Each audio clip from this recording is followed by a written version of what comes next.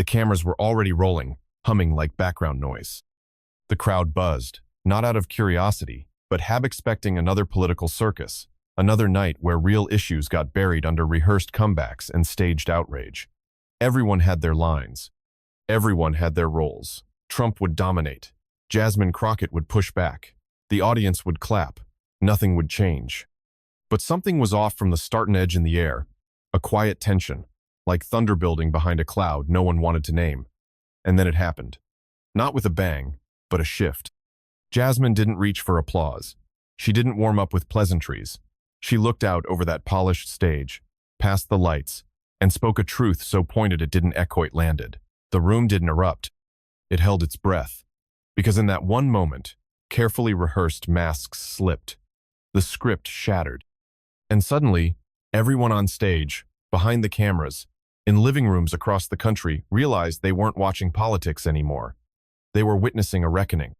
Trump swaggered to the microphone like he owned the airwaves, his voice dripping with confidence sharpened over decades of rallies and reality shows. He cracked jokes about his rivals, threw punches wrapped in sarcasm, mocked policy like it was punchline material. Every insult was calculated, tossed with the ease of a man who believed he could say anything and spin the room with it. The crowd laughed. Yes, but it wasn't the roar he was used to. There were pockets of unease, glances exchanged. It was as if the room was performing its role too, unsure if the script still worked. And the more he leaned into the old act, the more obvious it became he was stuck in a show the country had outgrown. His rhythm was familiar, but something vital was missing. This wasn't 2016, and Jasmine Crockett wasn't the kind of opponent you could rattle with recycled lines. The crowd was starting to feel that too, slowly, uneasily, like they were watching a magician repeat a trick they'd already figured out. She stepped up with the kind of silence that made people lean forward. No grand gestures, no forced smile, just presence. Her voice didn't rise to meet Trump's sit-cut beneath it, low and deliberate, each word carrying the weight of someone who came not to perform but to reveal. She didn't take the bait. She didn't match his energy. She redirected it. While he danced on stage for attention, she walked in with a scalpel. She started by calmly talking about dignity, about how public service wasn't supposed to look like a circus. The room adjusted. The air shifted. What had felt like entertainment now felt like exposure. She didn't crack jokes. She carved truth. And the longer she spoke, the more the crowd turned. Not in anger, but in stillness. Because it was clear Jasmine wasn't up there to win an argument. She was there to hold someone accountable. And every sentence landed like a verdict. And she said it. Not with rage, not with theatrics, just a calm, piercing line that changed everything. She mentioned Melania. And then, with even more restraint, she brought up Barron as a punchline, not as a smear, but as a reflection, a mirror. She questioned how someone who talks so much about protecting family could so easily weaponize someone else's. She didn't accuse, she exposed. She asked what kind of example was being set, not in politics, but at home. Her words weren't vulgar. They were precise. And that's what made them cut deeper than any insult. The room stilled. Trump's smirk evaporated. The crowd, once noisy, now locked in a silence so thick you could feel it tighten across the spine. It wasn't just that she mentioned them. It was how. With control. With clarity. With that unshakable confidence that comes from knowing you just turned the entire weight of the moment in your favor without ever raising your voice. Not with anger. Not even with drama. Just a sentence. A name. Two. Actually, Melania and Barron. That was all it took. Because when Jasmine Crockett said their names, she wasn't reaching for controversy, she was holding up a mirror. She questioned not their character, but the double standard. The hypocrisy. How the same man who demands respect for his family feels no shame dragging someone else's through the mud. She didn't curse. She didn't accuse. She asked why the rules only apply when it's his wife, his son, his legacy. And the weight of that question didn't explode. It sank. Heavy. Slow. Like truth dropped into a quiet room. Everyone heard it. No one interrupted. Because deep down even, the ones who didn't want to admit it knew she wasn't out of line. She was drawing one, and daring him not to cross it again. The room shifted. It wasn't sudden, but it was undeniable like gravity, pulling everything a little off-center. The laughter stopped. The side chatter dried up. Even the moderator leaned forward, unsure whether to interject or just let the silence do the work. Trump's expression faltered. Not rage, not confusion. Something else, a discomfort. Because Crockett hadn't just challenged him. She had cracked open something he couldn't control. The truth wrapped in calm. The kind that doesn't yell. The kind that doesn't need to repeat itself. Reporters stopped typing. Phones stopped scrolling. Everyone knew something just happened. Something that couldn't be clipped out of context or buried in spin. The kind of moment that rewrites how the night will be remembered. And Jasmine? She didn't move. Didn't blink. Just waited. Because she knew the power of a room that had finally decided to listen. Trump leaned forward, suddenly alert. Gone was the grin. Gone was the rhythm. And all eyes turned to Crockett. It wasn't just what she said it was, that she said it without fear, without flinching. She didn't weaponize the names of Melania and Barron. She used them like a mirror, reflecting back everything Trump tried to hide behind his bluster. And that silence in the room? It wasn't confusion. It was recognition. The audience felt it. The panel felt it. Even Trump felt it. He shifted in his chair, tried to cut in, but the damage was done. Because Crockett hadn't thrown a punch, she'd landed a truth. And it hit harder. Every second stretched. Every face held still. This wasn't political theater anymore. It was something far more dangerous to a man like Trump. Reality creeping into his show. And it wasn't leaving. She didn't attack them. She didn't insult them. She asked a question. A calm, precise, almost impossible to defend against question. If you truly value family, she asked, why do your policies forget everyone else's? No raised voice. No theatrical pause. Just words that went straight to the bone. The kind of question that doesn't need a follow-up because it already says everything. Trump opened his mouth, but nothing came out right away. He fumbled not because he didn't have lines prepared, but because those lines weren't made for moments like this. Moments where someone doesn't just speak, but holds a mirror up to power and makes it squirm. Crockett didn't weaponize names, she rehumanized the debate. And in doing so, she disarmed the room. What followed wasn't a comeback. It was a meltdown waiting to happen. If you can weaponize your platform to destroy other families, why should yours be off limits? She asked, and it didn't echo, it detonated. The air in the room thinned. You could feel the temperature shift, like everyone was suddenly holding their breath. It wasn't a personal attack, it was a moral mirror, and she held it steady. No venom, no theatrics. Just truth, standing there with nowhere to hide. Trump jolted like someone had flipped the lights on too fast. His face flushed. The calm unraveled. He shouted something back, vague, defensive, off topic, but it was too late. The damage wasn't done by volume, but by precision. Crockett hadn't crossed a line.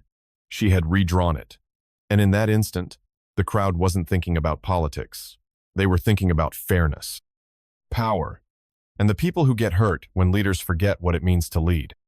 Silence, but not the empty kind. The kind that wraps around the room like a verdict. No one coughed. No one shuffled papers. Even the cameras, always humming, seemed to hesitate. It wasn't just that Jasmine Crockett had spoken, it was that she had exposed something fragile, something uncomfortable. She hadn't yelled. She hadn't cursed. She had simply touched the one thing Trump never thought anyone would dare mention, the boundary he so freely ignored in others, but fiercely guarded for himself. And now, that silence wasn't protecting him. It was indicting him. 1,000 eyes watched as he fumbled for composure. The emperor wasn't just exposed, he was rattled. And Jasmine?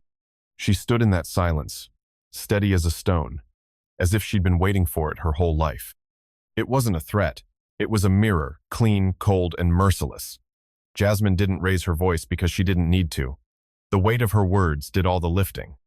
She held up a truth Trump wasn't prepared to see, that respect is not a one-way street, that if you make a sport of tearing down families on live television, you don't get to hide yours behind a curtain of outrage when someone speaks your name with calm, piercing clarity.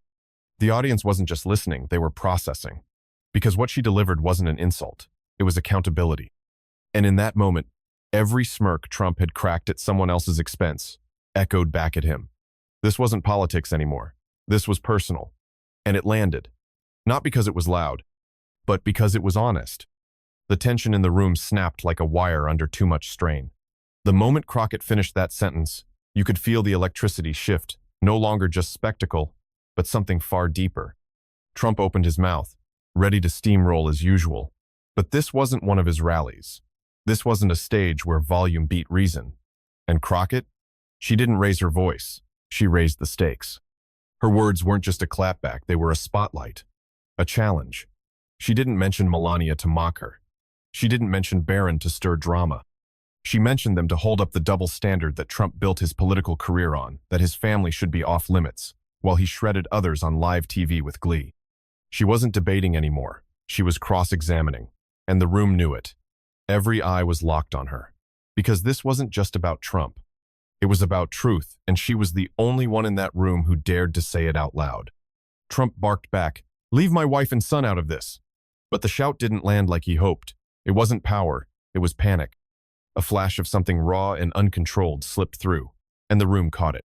The same man who had branded families, insulted widows, mocked people's children on national stages now trembling at the mention of his own. Crockett didn't flinch. She didn't even blink. She just stood there, calm, centered, unmoved by the outburst. Because she knew exactly what she was doing. She wasn't dragging his family. She was exposing the shield he hides behind the illusion that only his world deserves protection while everyone else's is fair game. The crowd felt it. That shift, that crack. It was like watching a king realize his crown wasn't armor. And for once, the silence didn't protect him. It exposed him. But the crowd didn't cheer. They didn't erupt in applause or rise to their feet. They just stared stunned, uneasy, eyes darting between Crockett and Trump, because what happened wasn't performance. It was exposure, the kind of moment where truth slips through the cracks of power and reminds everyone that even the mighty can be cornered. Crockett didn't gloat. She didn't smile. She simply held her ground like the room belonged to her. And in that stillness, you could feel it respect, not for volume, but for conviction. People weren't watching a debate anymore. They were witnessing a reckoning. One built not on shouting, but on calm, fearless truth. They watched. Not because it was loud, but because it was different. They watched a woman stand her ground in front of one of the loudest men in the country and not flinch. They watched the power shift without anyone yelling, without anyone moving, just a slow, undeniable tilt towards someone who had the guts to ask the question no one else would. Phones were raised. Journalists froze mid-note. Even Trump's allies shifted uncomfortably in their seats. What was once theater had turned into truth, and no one could look away. Because something was breaking, and it wasn't her composure. It was the illusion. The idea that Trump couldn't be touched, that his outrage could silence anyone, that fear still ruled the room. But Jasmine Crockett didn't break. She didn't blink. Her calm was louder than his rage. Her restraint was a weapon, and with every second that passed, it became painfully clear it wasn't her unraveling. It was him. The cracks weren't in her voice. They were in his control. Jasmine kept going, not louder, deeper. She spoke of the mothers who skip meals so their kids don't have to.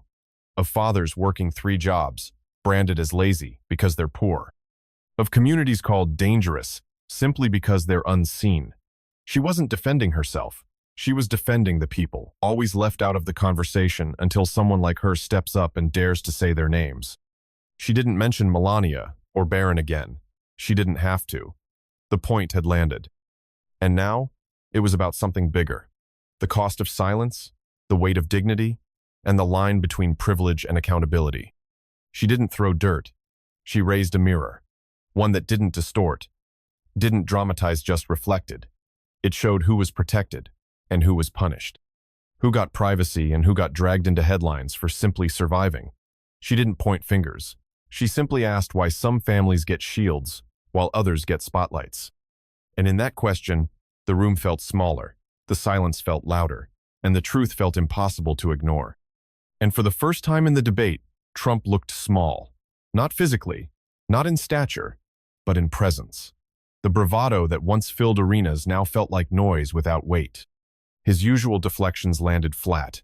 His eyes darted, not with confidence, but with calculation, trying to find the next line, the next punch, the next way out. But there was no escape from what had just happened. Because Crockett didn't embarrass him. She exposed the imbalance. And the room camera lights and all saw it. He shouted again. louder this time, accusing her of being heartless, of being unprofessional. The volume didn't mask the desperation. It amplified it. His voice cracked not from emotion, but from losing control. He wasn't commanding the moment anymore. He was chasing it. And the more he tried to shame her, the more the crowd leaned in not toward him, but toward her. Because they weren't hearing rage. They were hearing fear. Fear of a truth that couldn't be talked over. Fear of a woman who refused to flinch. But every line he delivered just echoed louder with desperation. The insults lost their sting. The audience wasn't gasping, they were studying, watching a man unravel in real time. Each jab he threw hit the air and fell flat. Because Crockett didn't flinch. She didn't meet him with fire. She met him with stillness. And that stillness swallowed every attempt he made to regain control. The louder he got, the clearer it became. He wasn't leading the room anymore, he was losing it. Because the crowd had already seen the truth. And it wasn't in Trump's tantrum. It was in Jasmine's restraint. While he raged, she remained rooted. While he spiraled, she stayed still. And in that stillness, the audience found clarity. They saw the difference between noise and substance, between spectacle and strength. Trump had come to dominate. Jasmine had come to expose. And without raising her voice, she revealed more about him than any attack ever could. Cameras flashed. Clips were uploaded before the segment ended. Twitter trended. Crockett clapped back. TikTok spun out faster than anchors could respond. It wasn't just a moment, it was a rupture. A clean cut through the usual political theater. What Jasmine said echoed beyond the studio. Teens, teachers, parents, people who never tuned into debates suddenly knew her name. Not because she screamed. Not because she provoked. But because she showed what happens when someone speaks the truth and refuses to flinch. But backstage, there was no celebration. No high fives. No rehearsed sound bites. Jasmine sat alone for a moment, unbothered by the chaos outside. She wasn't riding a viral wave, she was breathing, steady and still, as if she'd simply done what needed to be done. Because for her, that moment wasn't about trending. It was about reminding people that even in rooms built to silence you, you can still be heard. Jasmine sat quietly. No celebration, no smugness, just another folder in her lap. Another case she was preparing. The noise from the debate still echoed down the hall, but she didn't flinch. While everyone else was replaying the moment, she was already focused on what came next. Because that line she delivered on stage, that wasn't the endgame. That was the spark. The real work was still ahead and she was already walking toward it. Because she didn't come to win a moment. She came to shift the ground it stood on. Crockett knew the headlines would fade. The hashtags would cycle out, and the noise would move on. But what wouldn't fade was what people felt in their gut when they watched her hold that line. She wasn't interested in viral glory. She was building something deeper: trust. She wasn't playing politics. She was calling it out. She wasn't asking for power. She was proving she already had it. She came to change the conversation. Not just in that room, but in every room where truth gets interrupted by ego. Where women are told to watch their tone, while men throw tantrums. Where families struggling to survive are mocked by those born into privilege. Jasmine Crockett didn't step into that debate to score points. She came to flip the script, to remind people that dignity doesn't need a mic drop, that courage doesn't always look loud, and that sometimes the most powerful moment isn't when you speak louder, but when you speak clearer. And that moment? It wasn't about Melania or Barron. It wasn't about dragging them into the mud. It was about drawing a line in it. Jasmine wasn't playing dirty, she was playing honest. She reminded the country that if Trump insists on politicizing families, on turning everyday people into punchlines for applause, then he doesn't get to build a fence around his own. Accountability doesn't pick favorites. And she made that clear without raising her voice, just by raising the standard. In that instant, she didn't just challenge a man, she challenged a culture. One built on double standards, on selective outrage, on who gets to be human and who gets to be humiliated. And the world watched it shift. Trump thought shouting would save him. That volume could drown out the truth. That if he barked loud enough, the shame would shift, the spotlight would turn, and Jasmine would shrink. But shouting didn't work this time, because the room had already heard what mattered and it didn't come from him. His voice, once a thunderclap, now sounded like static. And every word he flung only proved her point. That power without discipline is just noise. Jasmine didn't flinch. She didn't reply with fire. She let his meltdown do the talking. And as he spiraled, she sat there still, focused, untouchable. Because the truth doesn't need to yell to be heard. It just needs to stand tall while the storm burns itself out. But silence and truth finished the job. Not applause, not shouting. Just that heavy, undeniable stillness that wraps a room when everyone finally sees what they were too loud to hear. Jasmine didn't gloat. She didn't spike the moment. She just sat in it steady, unmoved as the weight of what she'd said settled on every shoulder in that room. Trump had tried to dominate the stage with chaos, but it was her calm that turned the tables. No insults, no theatrics, just a woman who refused to let power bully its way past accountability.